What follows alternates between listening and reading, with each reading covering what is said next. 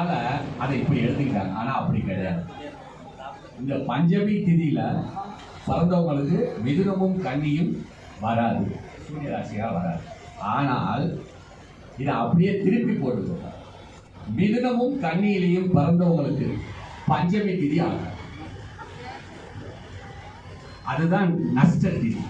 அதாவது அன்னைக்கு financial commitment அவங்க வச்சுக்க கூடாது. திதிங்கிறது வரும்போது தான் செல்வம் ஐஸ்வர்யம்னு சொன்னேன். அந்த சூனிய ராசிகள் இல்லாட்டி அந்த திதி சூனிய திதிகளாக வரும்போது சூனிய ராசிகள் தான் சொல்லணும், அது சூரிய திதி கிடையாது. அந்த ராசிகள் வரும்போது அன்னைக்கு தேவையில்லாத பண செலவுகள் இருக்கும், இல்லாட்டி அந்த பணம் பொழைந்து போவதற்கான வாய்ப்புகள் உண்டு. இல்லை எங்கேயாவது நீங்க மறந்து வச்சுட்டு வந்துடுவீங்க, இல்லை யாரையாவது நம்பி கொடுப்பீங்க, வாங்கினவன் இல்லைன்னு.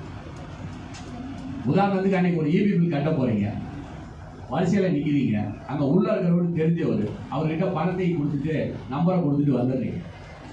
மறுநாள் போய் கேட்டீங்கன்னா நீ எப்போ பணம் கொடுத்தேன்னு கேட்க. அதுதான் திதி சூன்யமாக, திதிய நஷ்ட திதியாக சொல்லப்படுகிற திதி சூன்யத்துக்கும் அதுக்கும் சம்பந்தம் இல்லை. வாய்ப்புக்கு நன்றி கூறி விடைபெறுகிறேன். நன்றி, ரொம்ப ரொம்ப நன்றி. பார்த்தீங்களா, சும்மா லைட்டாக வச்சிருக்க திதி என்ன இருக்கு, வர திதியை மூன்றாம் பிரிச்சாரு. விஷயம் ரொம்ப இருக்கு. ஐயாவுக்கு போல ஐயாவுக்கு எங்களுடைய துணைத் தலைவர் சரோஜாவுக்கு முன்னாடி போத்துறாங்க.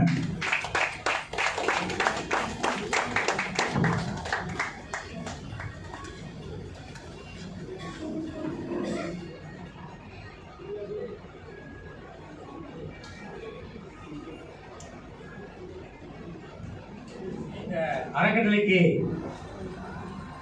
நன்கொடை எடுத்து சிறப்ப எங்க விழாவுக்கு சிறப்பாச்சா அவங்க கௌரவிக்க போறோம். அதுக்கு பிறகு ஐயா சித்தியோ பெருமசனி வாசகர் அவர்கள் பேசுவாங்க. பேச்சு ரொம்ப ரொம்ப சிறப்பா இருக்கும். ஏன் அப்படின்னா இந்த பசி நேரத்தில் அவர் பேசும்போது பசிலாம் போயிடும். பேச்சு ரொம்ப நீங்க கேட்டுட்டே இருக்கலாம். ரொம்ப சொற்கெல்லாம் பாருங்களேன் பேச போறாரு. முதல்ல வந்து தம்பி ஏவன் மொபைல் மதன் சிவசாமி அவர்களை மேடைக்கு வருமாறு வைக்கிறேன்.